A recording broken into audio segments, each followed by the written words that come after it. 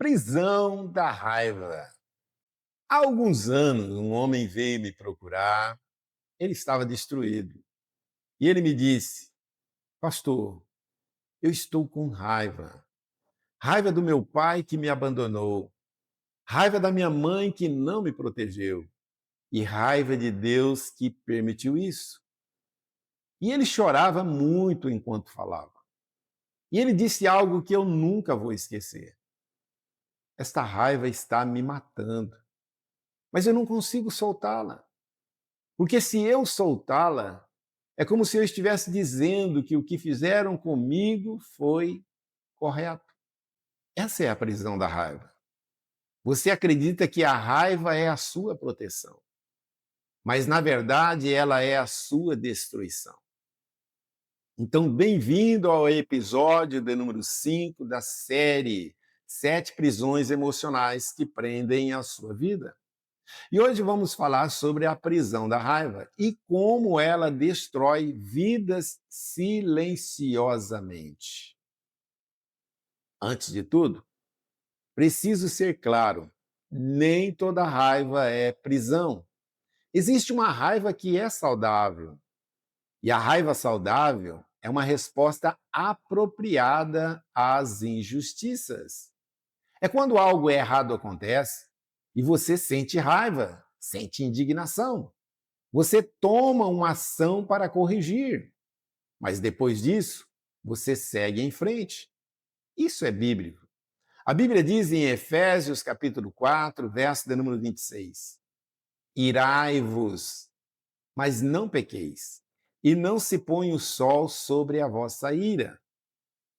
Isso significa que é correto sentir raiva, mas você não deve deixar a raiva se transformar em pecado. Você não deve deixar o sol se pôr sobre ela. Por outro lado, existe uma outra raiva. É uma raiva que não te leva a ação alguma. Ela te leva à amargura. Um exemplo: a raiva saudável versus a raiva destrutiva. Dois exemplos de mulheres que foram traídas pelos seus maridos. A primeira mulher foi traída, sentiu raiva, confrontou o marido, decidiu se separar. Processou a raiva através de terapia e hoje, 5 anos depois, ela está em um novo relacionamento saudável. Ela sentiu raiva, mas a raiva a levou à ação e depois ela seguiu em frente. Fez como Paulo: esquecendo-me das coisas que para trás fica, prossigo. Por um outro lado, a mulher de número 2, ela foi traída, sentiu raiva, mas em vez de processar, ela guardou a raiva. Ela ficou remoendo. Como é que ele pôde fazer isso comigo? Eu odeio ele. Eu odeio todas as mulheres que se parecem com essa outra. Ela acaba sabotando os seus próprios relacionamentos. Ela se torna uma pessoa agressiva com as pessoas. Ela acaba vivendo em um estado de raiva constante. Ela está presa a uma raiva destrutiva. Então há diferença. A raiva saudável te leva a uma ação e depois você segue em frente. Por um outro lado, a raiva destrutiva te prende. Infelizmente, a maioria das pessoas que eu conheço está presa em uma raiva destrutiva. Agora, de onde vem a raiva destrutiva? A raiz de número 1: injustiças não processadas. Quando você sofre uma injustiça e não consegue processá-la, a raiva fica armazenada, guardada. Conheci um homem que foi demitido injustamente. Ele trabalhou em uma empresa por 20 anos.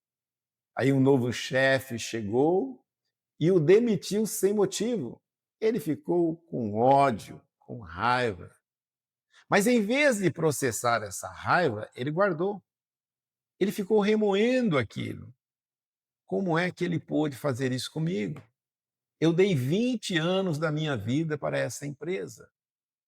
Hoje, passados 10 anos, ele ainda continua com raiva.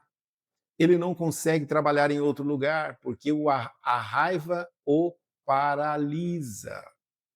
Ele está preso à raiva. Raiz de número 2, impotência. Muitas vezes a raiva vem da impotência. É quando você não consegue mudar uma situação, então você fica com raiva, fica indignado. Conheci uma mulher cujo filho foi diagnosticado com uma doença terminal. Ela não conseguiu mudar a situação. Ela ficou com raiva. Raiva de Deus, raiva dos médicos e raiva da vida. A raiva é uma resposta, muitas vezes, ao sentimento de impotência diante de um grande desafio.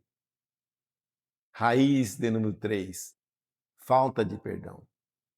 Quando você não perdoa, a raiva cresce, porque você continua revivendo a injustiça sofrida.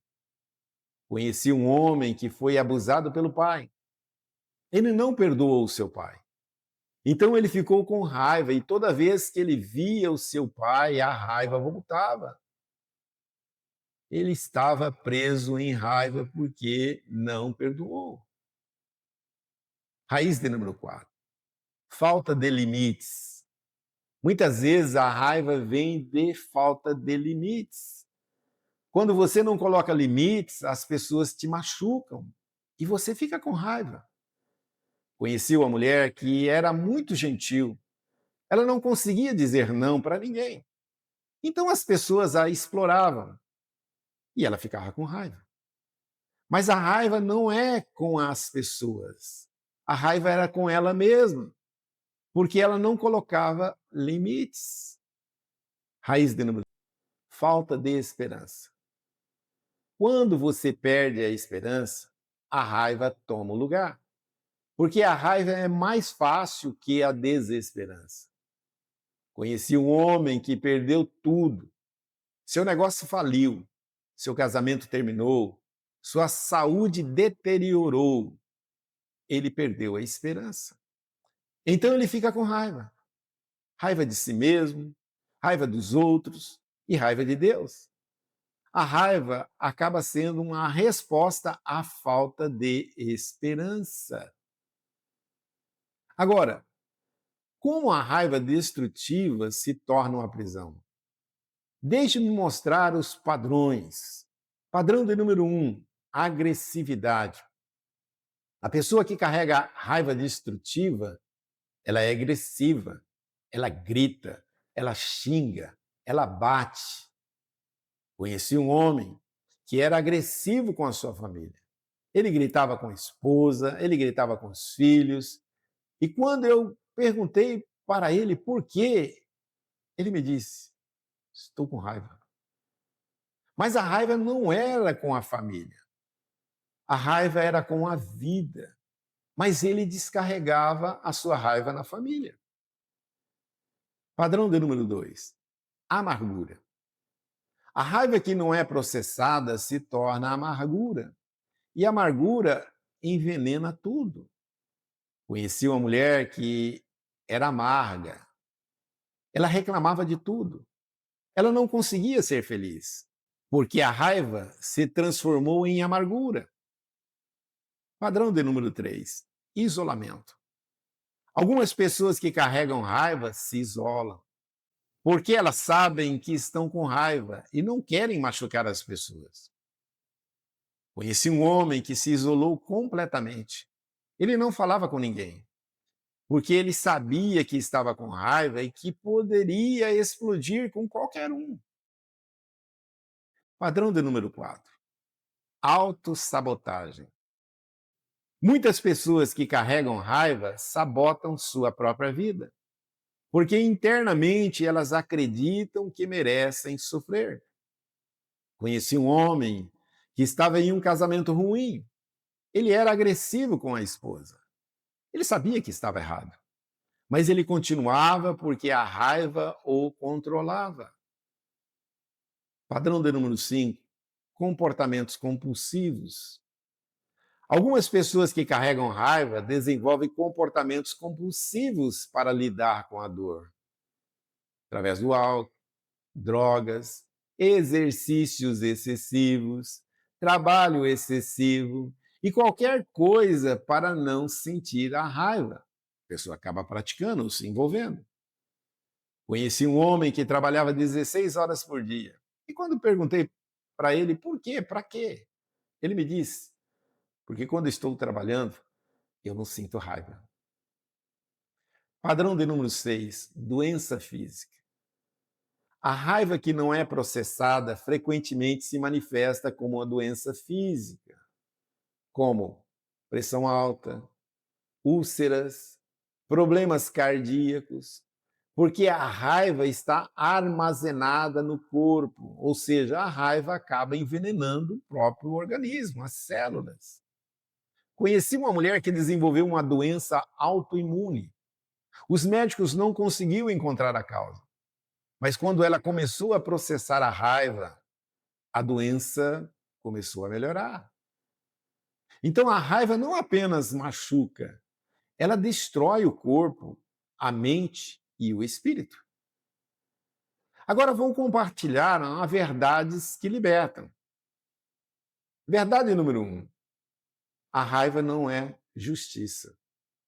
Muitas pessoas acreditam que a raiva é justiça, que se elas ficarem com raiva o suficiente, a injustiça será corrigida. Mas a raiva não corrige a injustiça. A raiva apenas te destrói. A Bíblia diz em Romanos 12:19: não vos vingueis a vós mesmos, amados, mas dai lugar à ira de Deus, porque está escrito: a mim pertence a vingança, e eu retribuirei, diz o Senhor. Isso significa que a justiça não é a sua responsabilidade, é responsabilidade de Deus. E quando você solta a raiva, você está dizendo: Deus, eu confio que você vai fazer justiça. Então eu não preciso fazer isso. Verdade número 2. Perdão não é absolvição. Muitas pessoas não perdoam porque acreditam que perdoar significa dizer que o que a pessoa fez foi certo. Mas perdão não é absolvição. Perdão é libertação pessoal. Quando você perdoa, você não está dizendo que o que você fez foi correto. Você está dizendo: o que você fez foi errado, mas eu não vou deixar isso me controlar, eu vou liberar. Conheci um homem que foi abusado pelo pai. Ele perdoou o pai, mas isso não significou que o abuso sofrido foi correto. Significou que ele não iria deixar o abuso controlar mais a sua vida, porque o perdão é a chave que abre as portas da prisão, da raiva, das injustiças, da indignação. Verdade número 3. A raiva te prende mais que a pessoa que te machucou. Aqui está a verdade mais importante. Quando você fica com raiva, você está preso. Preso à pessoa que te machucou. E por outro lado, ela está livre. Conheci um homem que foi traído pela esposa. Ele ficou com raiva dela, com ódio. Porém, ela seguiu em frente. Ela agora está feliz em um novo relacionamento. Enquanto isso, ele está preso à raiva. Ele não consegue se relacionar. Ele não consegue ser feliz. A raiva o prende mais do que a traição sofrida. Verdade número 4. Você pode soltar a raiva e ainda estabelecer limites. Muitas pessoas acreditam que se soltarem a raiva, elas vão permitir que as pessoas as machuquem novamente. Mas você pode soltar a raiva e ainda estabelecer limites. Você pode dizer: eu perdoo você, mas você não pode mais fazer parte da minha vida. Você pode dizer: eu perdoo você, mas eu não vou permitir que você me trate assim novamente. Então, perdão não significa que você vai permitir o abuso. Significa que você não vai deixar a raiva te controlar. Você pode ser livre e, ao mesmo tempo, ainda estar seguro. Agora, como você se liberta da raiva destrutiva? O primeiro passo: reconheça a raiva. Muitas pessoas negam a raiva, dizendo assim: não, eu não estou com raiva, eu estou bem. Mas negar a raiva é como negar uma ferida aberta. Ela não cicatriza. Pelo contrário, ela infecciona. Então, o primeiro passo é dizer: eu estou com raiva. E está tudo bem. Passo de número 2: processe a raiva. Você precisa processar a raiva. Não significa explodir, significa sentir raiva e depois soltá-la. Você pode escrever uma carta, não precisa enviar. Você pode falar com um terapeuta, alguém para te ouvir, para te desabafar. Você pode começar a desenvolver exercícios físicos, porque quando você está exercitando, você está focado no exercício, na execução do exercício, e não nas injustiças sofridas. Você pode gritar em um lugar seguro, eu tenho esse hábito, e você pode fazer qualquer coisa que te ajude a sentir a raiva e depois soltá-la. Passo de número 3: identifique a raiz. Pergunte a si mesmo: por que estou com raiva? Qual injustiça não foi processada ainda? Qual o sentimento de impotência que eu estou sentindo? Quando você identifica a raiz, você pode trabalhar com ela. Passo de número 4: perdoe. Eu vou fazer uma oração se você está carregando raiva. E eu quero convidar você a orar comigo, dizendo assim: Pai, eu reconheço que estou com raiva. Eu reconheço que fui machucado. Eu reconheço que há injustiça.